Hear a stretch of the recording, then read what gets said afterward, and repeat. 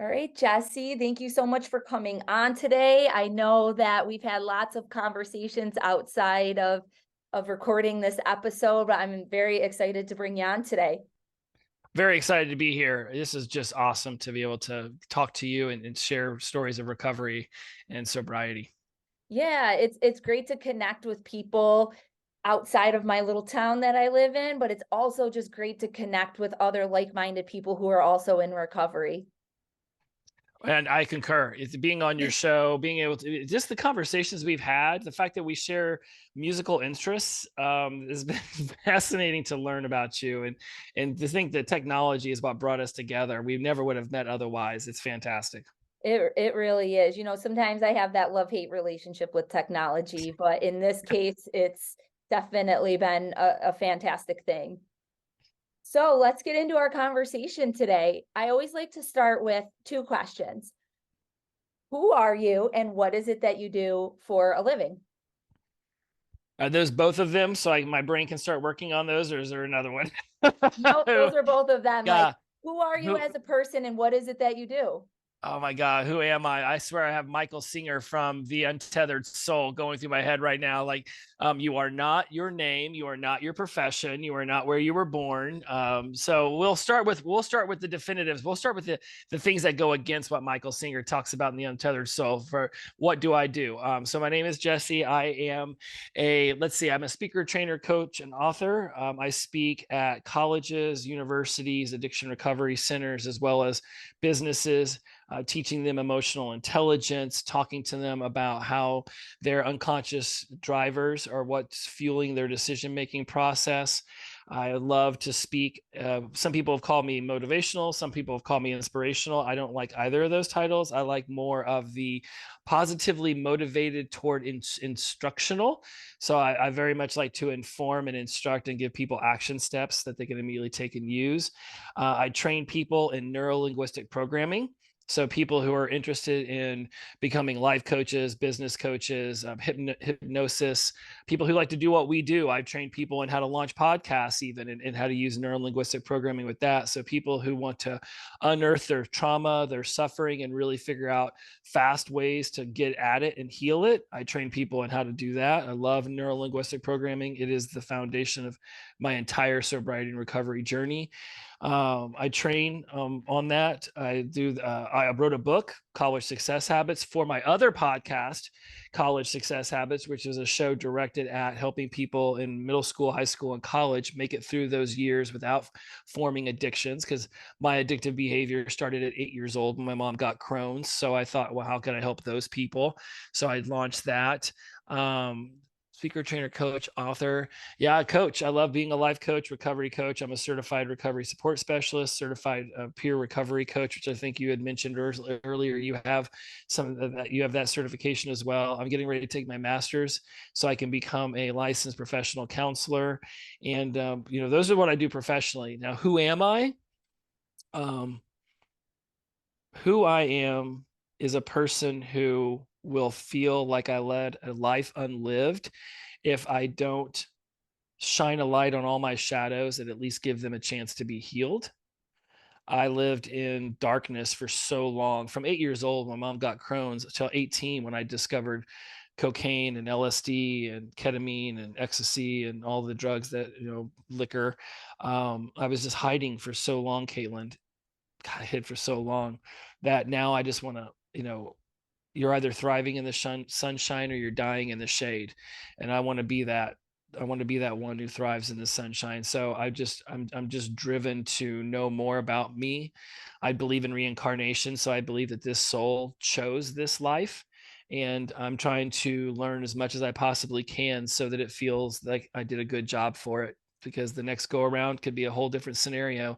And I don't want it to feel like I squandered an opportunity for massive soul growth. I want to be that soul, that I want to be this version of my soul's existence that really put 100% of effort into discovering what life could offer me. Yeah, thank you for sharing that. And it almost feels like you're a rarity, right? To say, I want to chase these shadows about myself. I want to learn about them. I want to hear what they have to say. because most people aren't saying that, right? Most people are doing what we've always done and run from them, and what we did in our addiction, run from them and hide from them and live in that darkness. And being in recovery sounds like it's really shifted that for you, where now you do want to live in the sunshine, no matter how dark it can feel or how painful that can be at times. Yeah, it's always darkest before the dawn, right? You've got to have, in order to have a summer, you have to have a winter. I loved LSD. I loved what it did for me. Those 7 years I was heavy hitting with it, and from day one. Let's see, I smoked pot my first time, my 18th birthday. Then I took LSD 3 weeks later at a Grateful Dead show. So I pretty much got right into the LSD portion, and I rode that way for 7 years. And then the last 5 at University of Florida, I was really just a drunk who took LSD once in a while. I felt like I was going through some sort of Alice in Wonderland through the looking glass kind of scenario, where I was able to peel back the matrix and see on the other side, but it was only available to me whenever I was on 5 hits of LSD. And so now what I seek to achieve is being able to go through that looking glass and see on the other side of that curtain by doing it through sobriety and recovery. It's substantially more challenging because, LSD does things to your brain that sobriety and recovery don't. But I also do believe that somewhere out there is that kind of self-awareness that is, yeah, I don't know. I would really be disappointed as a soul if I got up there and like my primary soul was like, dude, you missed like 37 chances for us to grow. Now we got to go back and do that crap all over again. I want to be the soul. I want to be this version of the soul where they're like, thank you. You really knocked, you got like 80% there. And that's what we were looking for. We just were looking for a B, Jesse. I would like to know that I got a B with this life at the very least. I'll take a B for I'll sure. take a B. After a bunch of C's in college, I'll take a B at this stage for my growth. So yeah, I thank you for noticing that. But I don't know. I just we've rung the bell when we get sober. We realized who we were was not who we want to be. So who do I want to be, and how much uncomfortability am I willing to step into in order to achieve that? Yeah, something someone said to me the other day, I was sharing some frustration around, parenting with my son, and I was just finding myself putting a lot of pressure on myself. Like, I need to fix this. I need to do this. I need to do it this way so he learns this. And my friend said to me a similar concept of what you were just sharing is, yes, your job as a parent is to guide your child, but also you're here to learn something in this lifetime. You're here to learn something, whether your parents taught that to you or you are learning it now, or you're going to learn it 10 years from now. It's the same for your son. Whether you teach that to him, he may not get it. And then maybe he'll get it later in life, or even later in life. Right. So we can take that step back and just say, can I take off some of this pressure to be perfect, to see everything I need to see, to be the person I think I should be? I think we can remove a lot of that pressure and just what you're saying, embrace what lessons are coming your way and just do your best, right? Do your best to look at it, to change it, and to show up as the best version of yourself. And sometimes we don't. Sometimes we don't show up as the best versions of ourselves, and we can catch that, and we can pivot, and we can change that too. And yes, there's always lessons to be learned all the time. It goes. I mean, I speak in metaphors and analogies, so I've always got an example of something, and it makes me think of the farmer who sows his field on Monday. He doesn't harvest it on Tuesday, let alone on Friday. It takes months and months, and a lot of the things that we plant the seed today, we may not taste the fruits of the labor for months or years down the road, but it's that discipline to go out each and every day, water the field, make sure that you're getting the right amount of sunlight. Do you need to plant it somewhere different? Like, are you paying attention to your environment and making sure that the seed was planted in the correct spot? Is there somewhere else we can move it? Is there something else we could do to help this seed flourish, knowing the seed will take root and sprout and germinate and all that jazz. Now I'm starting to lose control of the metaphor, but it's all going to take some time, in other words, and don't expect instant gratification, which as addicts we got very used to. I don't like this emotion. Instant gratification dictates that I will release impulse control and I will go find drugs at 3 in the morning if that's what it takes. As somebody in sobriety and recovery, we now have to step into a world where instant gratification and impulse control have a completely different meaning for what we're going to do in order to move forward. Yeah, absolutely. And so I guess going into my question and going off of this, what does recovery mean to you and being a person in recovery? I love it because that's how I came up with the name of the show. From Sobriety to Recovery was born from conversations with my second therapist, Melissa, over at Kaiser, where I got sober in Hollywood. She was amazing, and we would sit there and we would talk about her triumvirate of recovery was integrity, humility, and gratitude. In my first 7 months I was not humble, had very little gratitude, and while I thought I was living in integrity, I wasn't to the level in which she knew I could achieve. And so for the first 7 months, she was one of the therapists in the group setting, but I wasn't able to get with her and have her become a client. It wasn't until I achieved a certain level of thinking that she said, okay, I believe you're ready for me now. And it was whenever I realized that sobriety isn't the same as recovery. Sobriety is just not using. Sobriety is just abstaining from the vice of choice and also not going to other vices. Recovery is that peeling back of the pain, of the suffering, of the layers that we have created, of going deep inside oneself and saying, why do I think this way?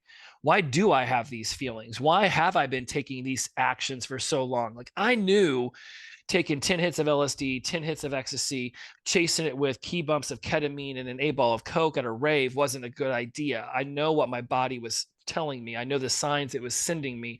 I know that crashing back on a handle of Belvedere vodka at that same event wasn't good, but yet I kept doing it.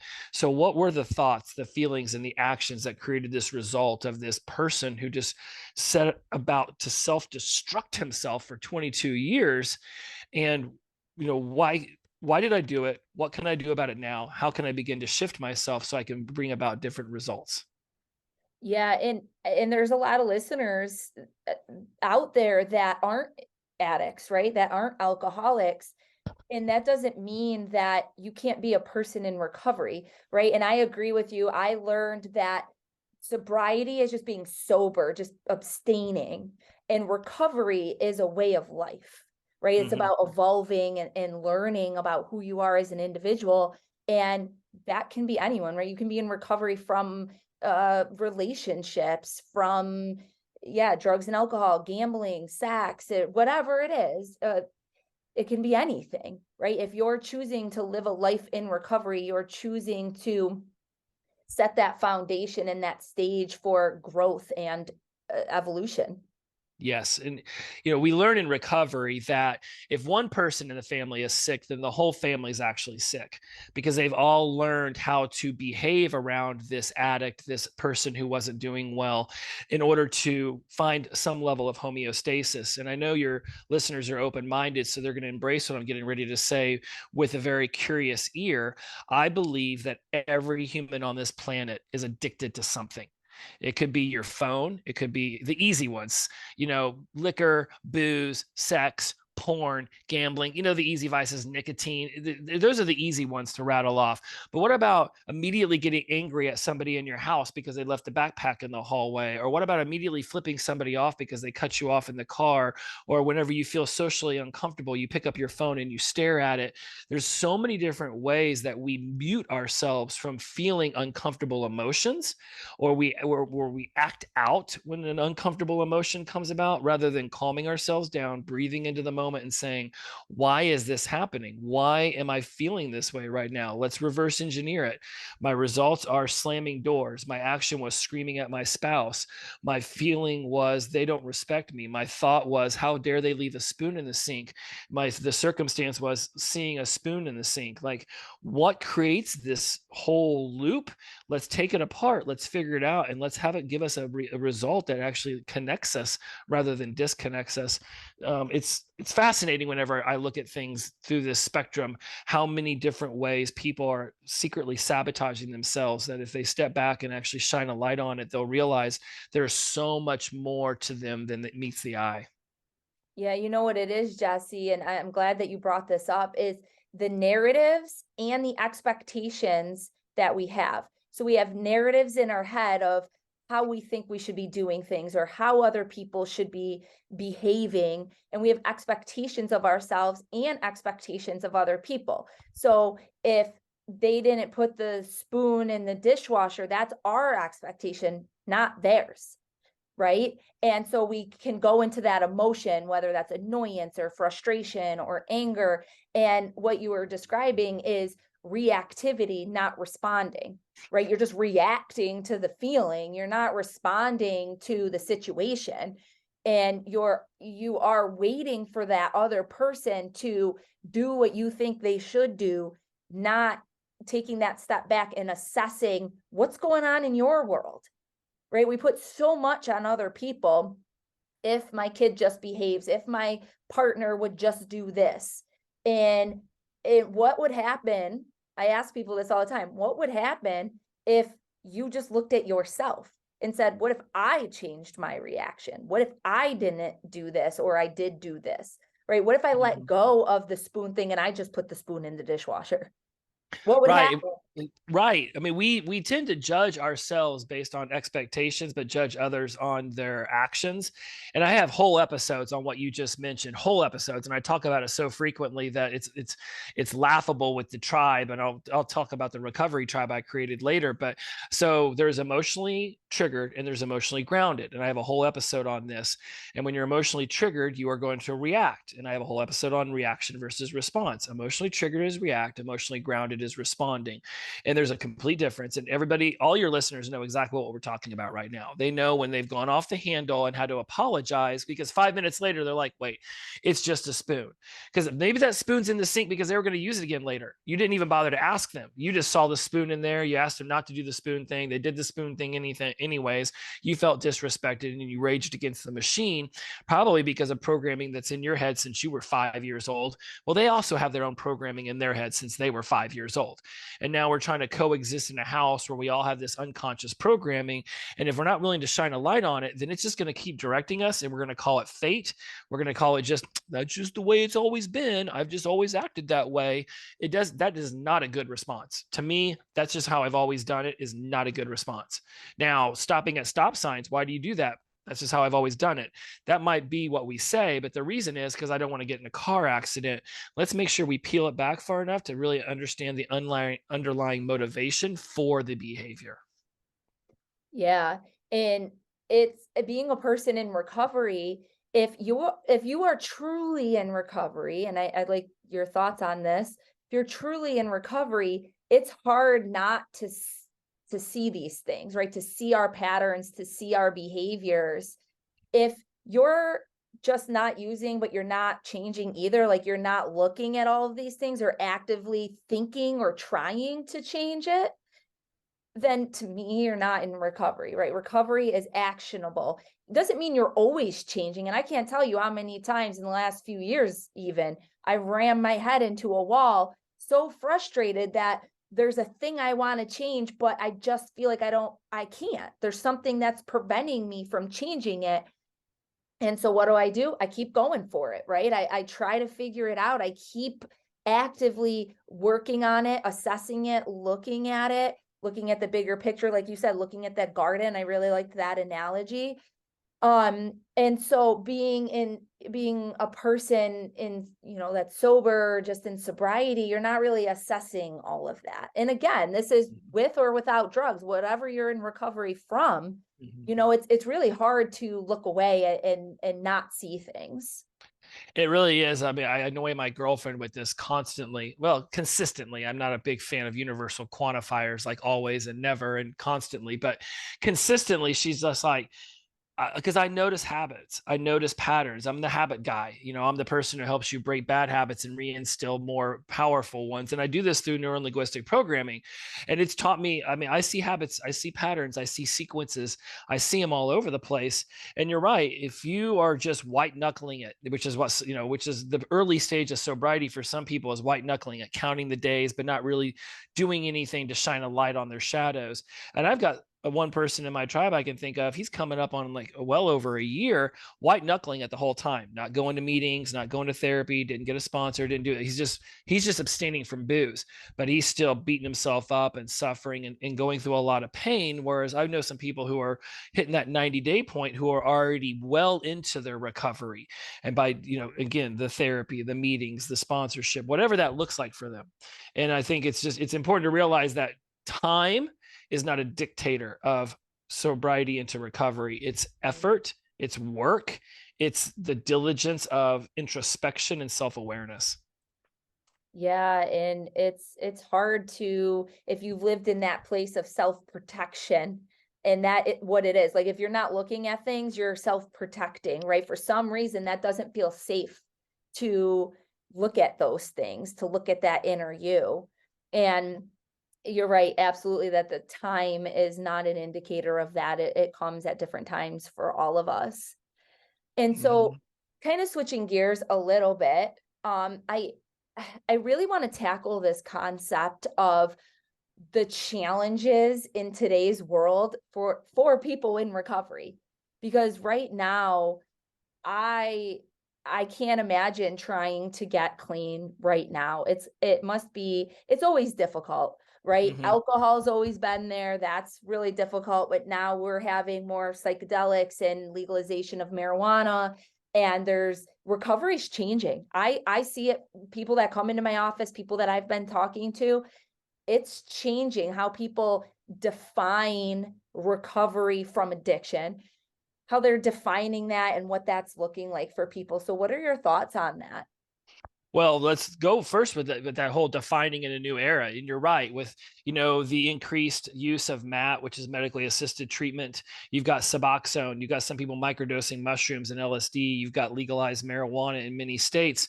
So what a doctor might say, hey, we're going to prescribe this to you, this is going to help, may have been considered to be completely against the norm 5 or even a year ago in some states.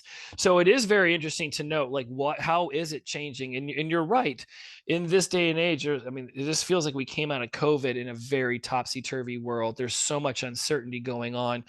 To get people to step into this idea that alcohol and drugs are not a solution. Look, let's be, like you said, not all your listeners are in sobriety and recovery. So let me be very clear when I say that there is a tremendous amount of our society that's take it or leave it drinkers, right? They're the ones who have one or two every whenevers, and they're not the ones sitting there chugging down their beer before they leave the restaurant. They leave with half full pint and they don't even think about it. I'm that guy who waited for everybody to walk away from the table and then I finished their pints.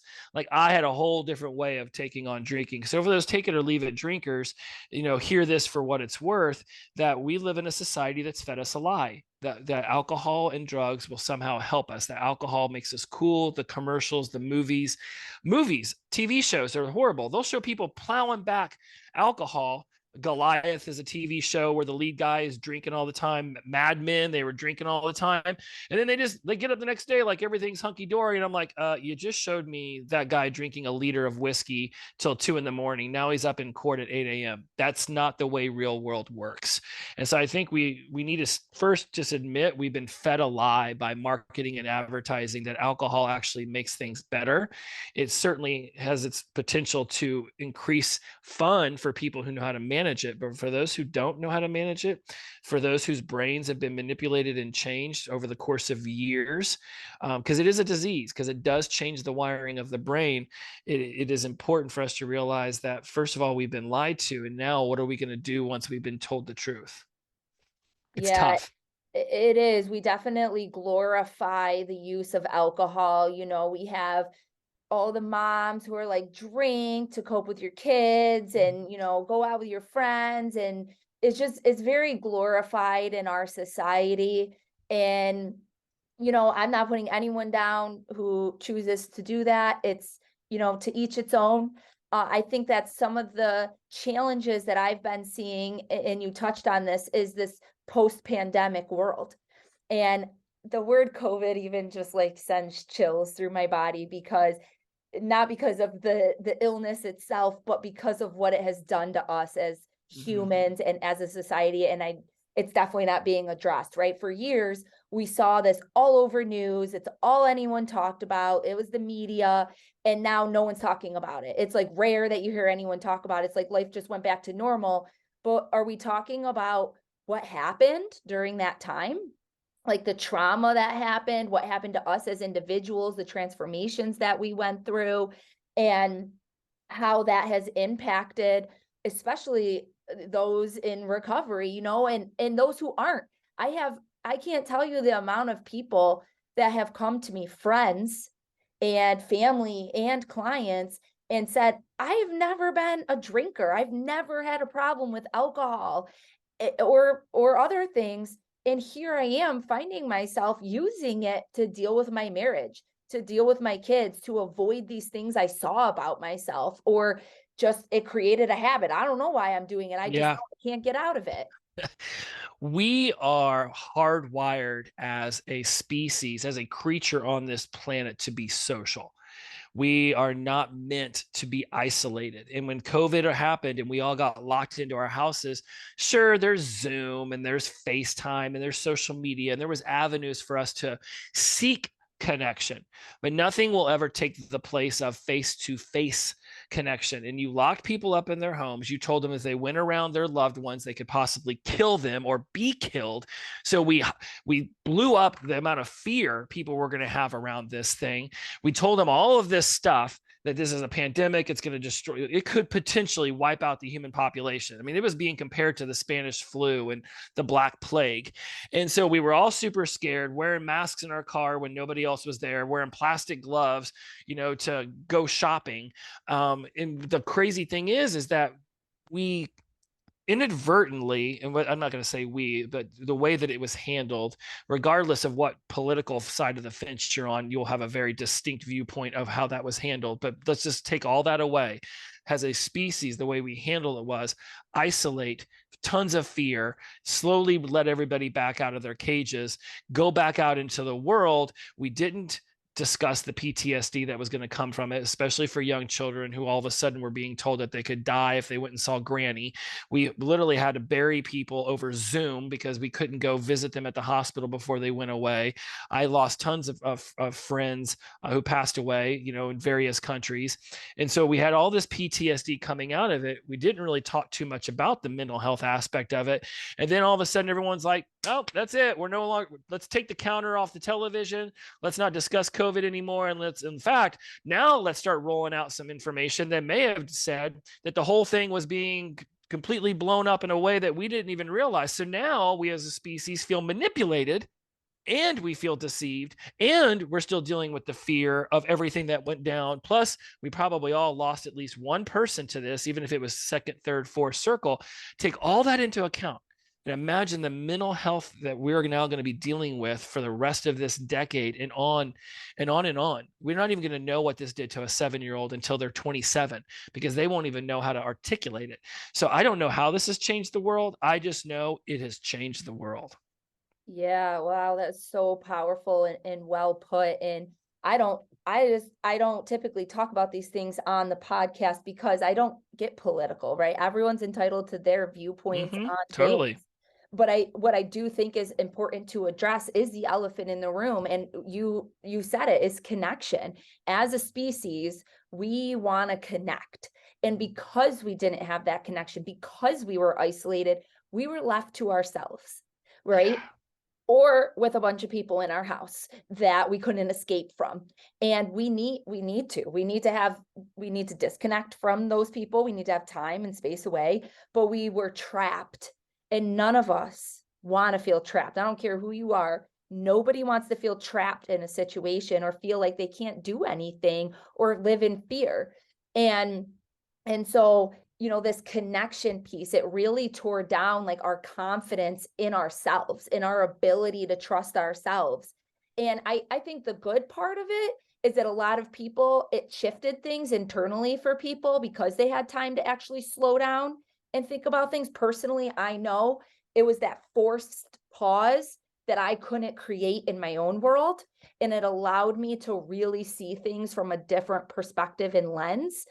Yeah. And then on the flip side of it, we lost connection, we lost confidence, and a lot of people fell into behaviors and patterns that they feel kind of stuck in now, and they don't know what to do with it. Yeah. It's too, back on that political aspect. I think that's the part that destroys the growth that we can take from this, because this is why I mentioned, like, all that stuff aside, we are humans. We are humans who seek connection. I believe that there is room enough on this planet for everyone to succeed. So whenever I bring up COVID and what that's done to us as a mental health, in the mental health aspect, and I try, some people just want to lock in on that. Nope, we're going to go political or we're going to go governmental. I'm like, no, let's just talk about what it was like to have to say goodbye to grandma on the Zoom instead of seeing her for the family vacation. Like, when you missed out on that stuff, it changes us. And I can't help but just, for me, as somebody in recovery, I remember thinking, had I still been using when COVID went down, I would have drank myself to death. I was so blessed to be sober and be of someone who knew to be mindful of my sugar intake and make sure I didn't sit around. And I actually didn't, like, I remember only one weekend, me and the girlfriend watched a TV show called Handmaid's Tale. And we sat and we binged like 2 seasons in one weekend. It was the only time I binged watched anything in that entire 2 some years. On the weekdays, I did not sit on the couch and watch TV. I was on my computer trying to build my business and do podcasts. And I started a whole recovery tribe during it. Like, I just kept saying to myself, like, use this time to do something amazing with it. Because when it comes out, some people are going to have Netflixed and chilled their way through 2 years, and other people are going to have created something amazing. And I want to be on that side of the fence. And again, it was the addict Jesse in me who just did not let myself stop. Looking back at it, it would have been really nice had I just let myself have some breathing room. I do regret that, though, Caitlin. I do regret not stopping and just smelling some roses. But again, though, I did start taking up 10,000 steps a day during COVID, and I did that for over 436 days straight. So I guess I did stop and sell some roses at some point. Yeah. Well, I think this connection piece, we can bring it back to if you're navigating this world of recovery, from addiction or from whatever that might be, connection is crucial. And whether you say, I don't care what people think, or I don't need people, yes, you do. We all need connection. It is a basic human need. It's in It is. Maslow's hierarchy of needs. It's the It middle. is. We need connection and belonging. And I know when I entered into recovery, the reason I stayed is because I felt connected and cared for by the people in that community. If I didn't feel connected, I probably wouldn't have stuck around, right? If you don't feel welcome, or you don't take time to connect, or try at least to connect with other people and have some kind of community, then it's extremely hard to grow into. I mean, you could look at Maslow's hierarchy of needs. At the top of the pyramid is self-esteem and self-actualization, right? So if you don't have connection, you really can't go to the top of the pyramid. You can't go any farther. It's hard to find self-love and self-esteem for yourself and work on any changes in life if you don't have that kind of support in your world. I love where you're going with this, because I have a whole online academy for people, whether they're in sobriety recovery or not, and I have whole video sections on Dilt's pyramid, Maslow's hierarchy of needs, and the 6 human needs popularized by Tony Robbins, and they all have an element of what I'm getting ready to say.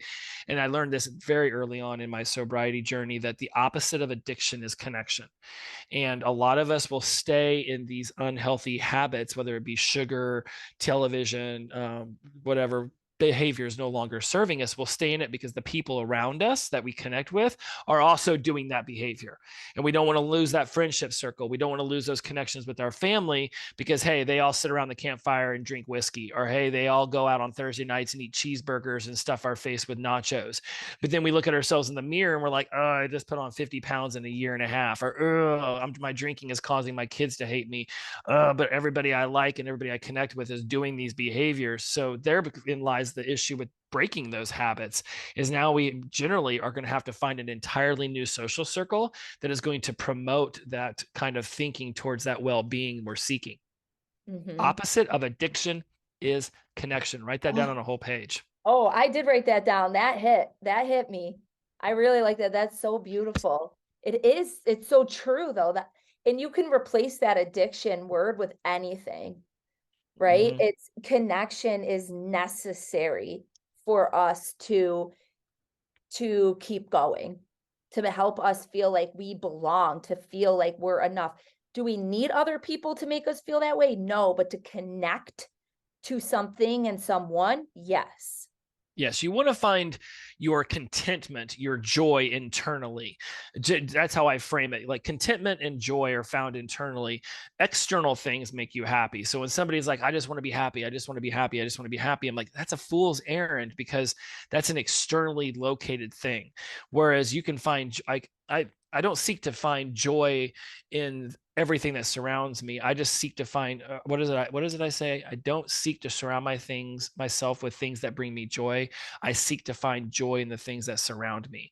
Mhm. I'm not constantly chasing a dragon that says I need to be happy every second of the day, because 4 hours on the phone with the health insurance people to make sure that I'm covered for this year is not enjoyable. But when it's done, I feel a lot of joy and contentment knowing I'm healthy and covered for the next year. So trying to always find happiness is a fool's errand, but you can locate it internally, and then you'll be able to more rapidly see it externally, and you won't be relying on somebody else for your happiness as much as you'll be finding your own internal contentment and joy, which will honestly then reverberate outwardly, and then you'll find you're just happier around people in general.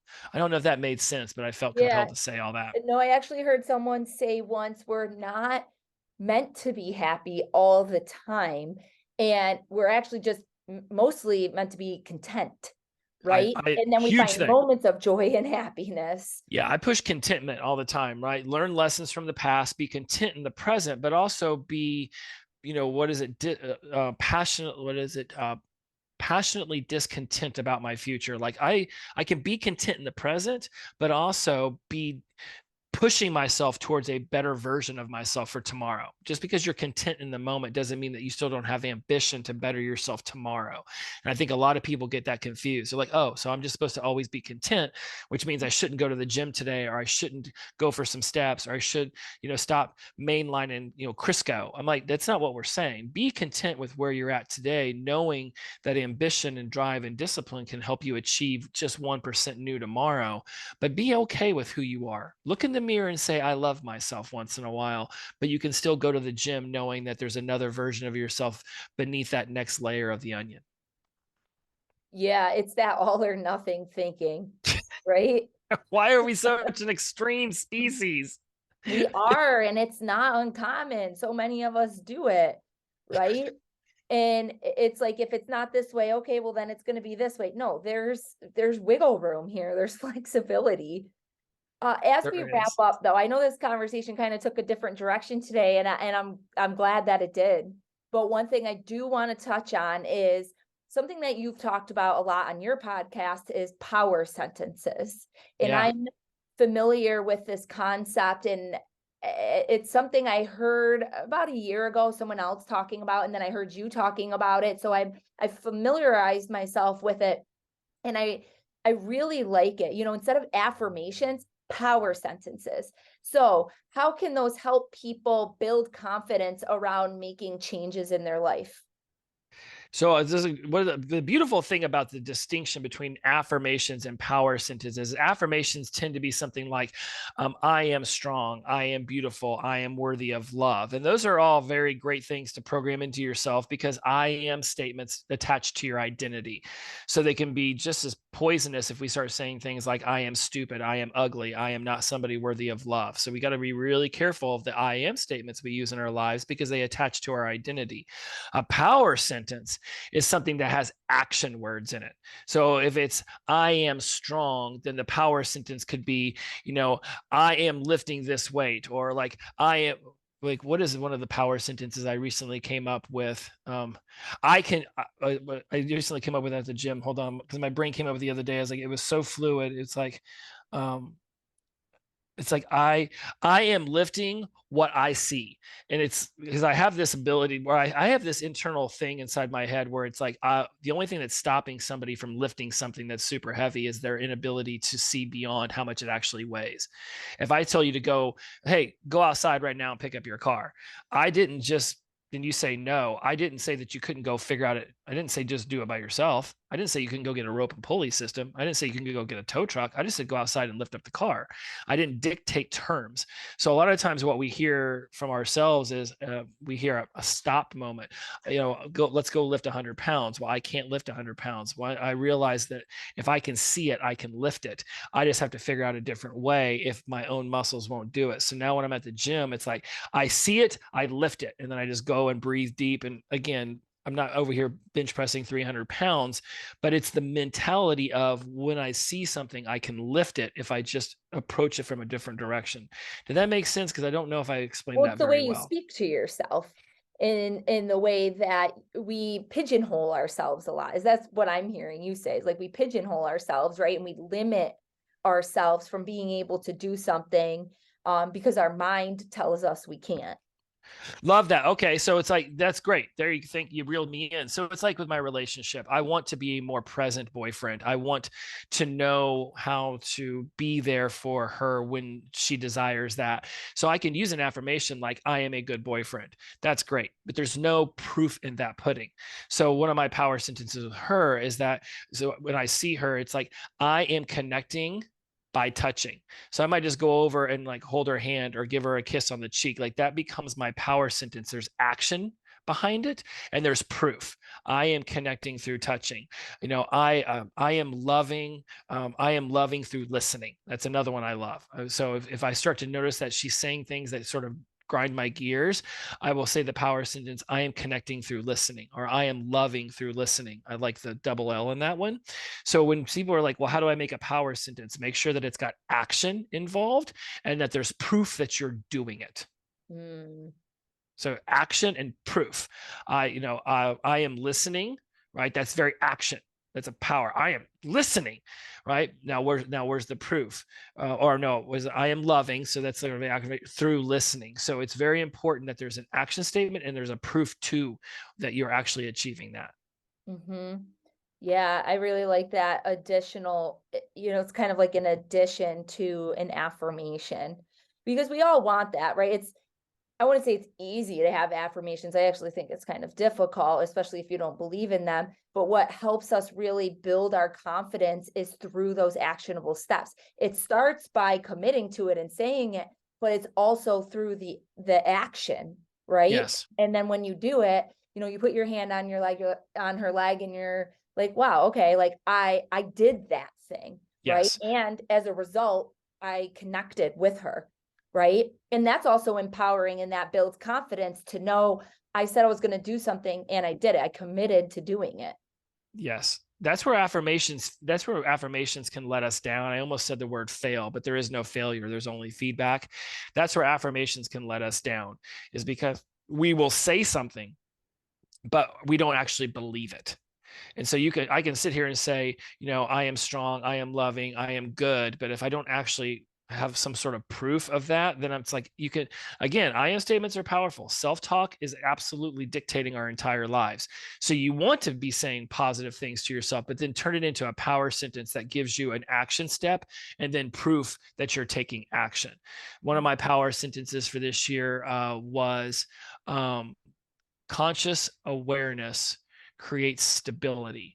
And so conscious awareness is alerting me to, like, let's be consciously aware of what I am doing right now, and what is the action, or what is the outcome I get from that. It will create stability. So when I notice that I'm getting emotionally discombobulated, when I notice I'm not listening to my loved ones, or I'm falling back on my work, I say, okay, where can I be more consciously aware of why I'm doing this, my feelings and thoughts and actions, and then that will create stability.